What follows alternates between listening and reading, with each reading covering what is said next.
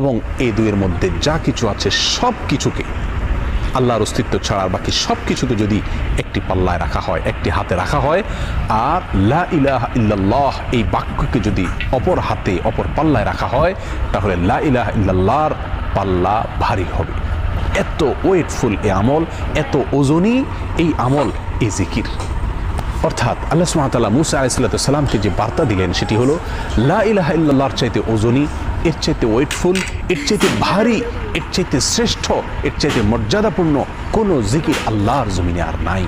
প্রিয় বন্ধুগণ, মুসা আলাইহিস সালামের জন্য সবচেয়ে স্পেশাল দোয়া হিসাবে, সবচেয়ে স্পেশাল জিকির হিসাবে আল্লাহ সুবহানাহু ওয়া তাআলা যে দোয়াটি নির্বাচন করলেন, যেটাকে সবচাইতে ওজনী আমল হিসাবে আল্লাহ সুবহানাহু ওয়া তাআলা স্পষ্টভাবে ব্যক্ত করলেন, সেটি হলো লা ইলাহা ইল্লাল্লাহ।